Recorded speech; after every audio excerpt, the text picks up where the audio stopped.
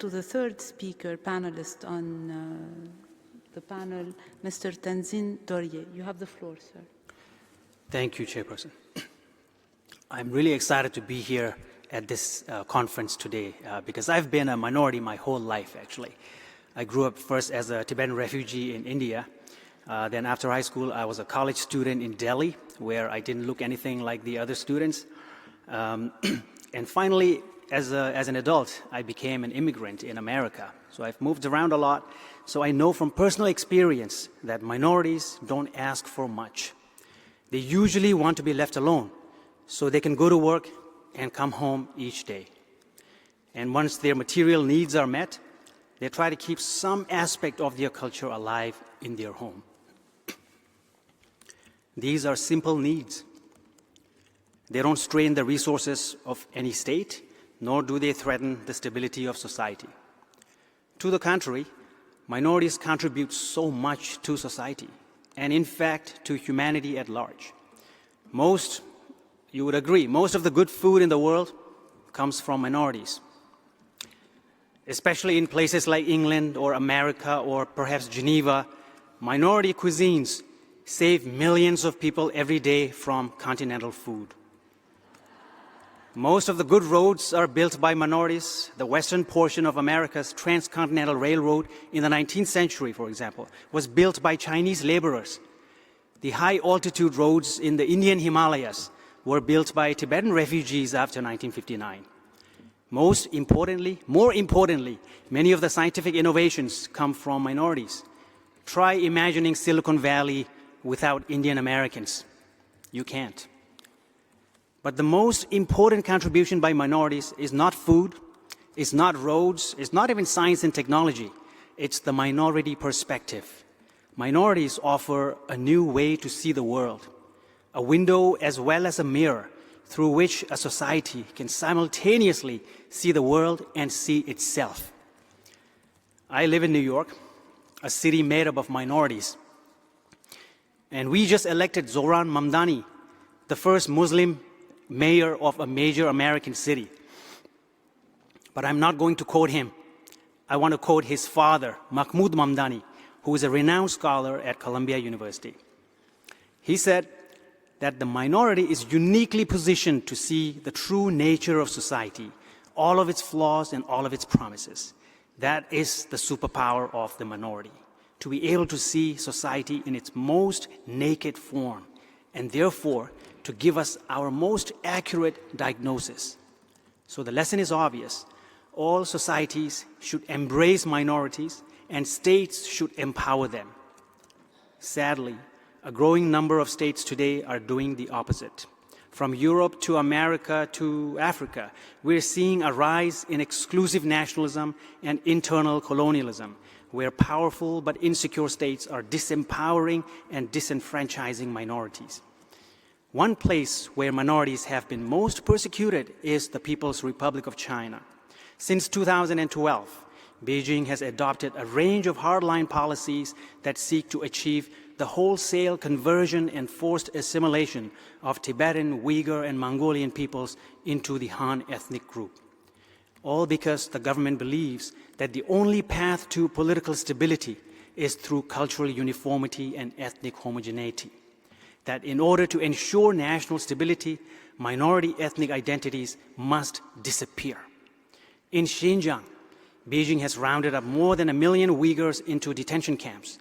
It breaks my heart whenever I see my Uyghur friends because every single one of them has at least one family member in the camps. In Inner Mongolia, Beijing... Sorry. Yes, the distinguished representative of China, you asked for the floor. You have the floor, please. 主席女士，该发言嘉宾在该平台滥用相关语言，对中国的严重损害中国的主权和领土完整，违反联合国宪章宗旨原则和相关议事规则。中方要求主席立即终止该发言嘉宾的发言。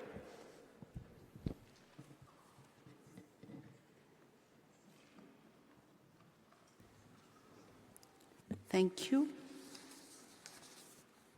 After listening very carefully to the statement by the Chinese distinguished representative, I would kindly request the Iran, you asked for the floor. Please go ahead. Thank you, Madam Chair. I sincerely thank your very nice and professional chairwomanship for the meeting and your repeated reminders to the NGOs and even the panelists for respecting the territorial integrity and sovereignty of the states. I take the floor to support the point of order from distinguished representative of China and to share our concern about the content of speech from the panelists beside the NGOs. Thank you very much. Thank you, distinguished representative of Iran. Is there any other member states requesting for the floor? If none, I would remind, as you mentioned, Madam, and I have been doing this for the last almost 2 days, that speakers and panelists are requested to uphold the UN standards and terminology when referring to countries and use each country's proper UN names and refrain from derogatory or outside the framework of the UN language. With that, I give you back the floor. In Inner Mongolia, Beijing has banned the use of Mongolian language in schools as well as public and social life. Thanks to this policy of cultural and linguistic erasure, about 30% of Mongolians in PRC can no longer speak their mother tongue. In Tibet, including TAR plus Khmer Namdo, Beijing is using the classic colonial tool of residential schooling to strip children of their language, culture, and identity. The government has placed 3 out of every 4 Tibetan students in colonial boarding schools where 800 to 900,000 Tibetan kids aged 6 to 18. The distinguished representative of China, you asked for the floor. You have the floor, please. 主席女士，该发言嘉宾将中国西藏的寄宿学校等同于殖民主义工具，这是对中国的纯属污蔑抹黑，严重损坏中国的国家形象，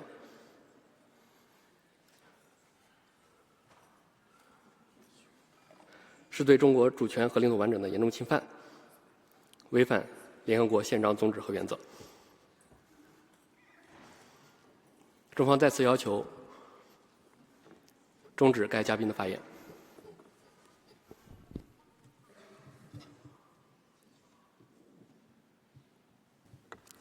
Thank you.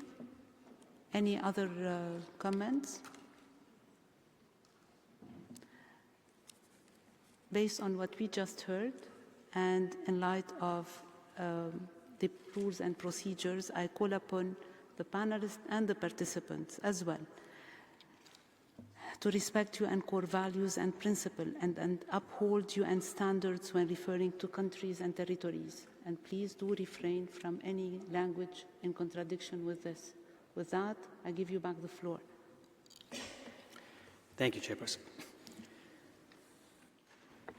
3 out of every 4 Tibetan students in colonial boarding schools, 800 to 900,000 Tibetan kids aged 6 to 18 are methodically being turned into Chinese.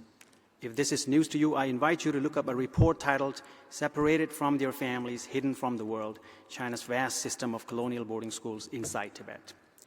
Sometimes states attack minorities because they view multiculturalism as a problem. But here's the thing about multiculturalism. If your society is multicultural because of immigration, you are actually lucky because immigrants contribute so much to society and demand so little. They're often willing to assimilate if that helps them succeed in other domains of life. But if your society is multicultural because you invaded or displaced some other nations in the past, then you have a much greater moral and legal obligation to provide them cultural autonomy and linguistic accommodation. These peoples have the right to self-determination under international law. Some argue that ethnic diversity leads to collective action problems, hampering the creation of an overarching civic identity. Others disagree, but here is what we know for sure. A hardline top-down approach to creating unity never works. It backfires. We know that states worry about secessionism. We also know from countless studies that it is not diversity, but the forced imposition of cultural homogeneity that triggers secessionism. It is not the fulfillment of self-determination, but the denial of self-determination that paves the way to secessionism, radicalization, even terrorism. So every state should remember this. If you have one terrorist in your country, you have a problem. If you have 1 million terrorists in your country, then perhaps you are the problem. In conclusion, I recommend. Sorry, no applause in the room. No applause in the room. You're going to waste time and lose time for from our list of speakers. So I strongly encourage you to refrain from any action outside the decorum of the General Assembly and the Human Rights Council. With that, I give you back the floor, please. Thank you. And how much time do I have left? 15 seconds. 15 seconds. I recommend states should allow national minorities to exercise the right to maintain and develop their own languages and cultural practices. The PRC should close its colonial residential schools and reopen local schools so that children are not separated from their families. Thank you, Mr. Panelist, for your intervention.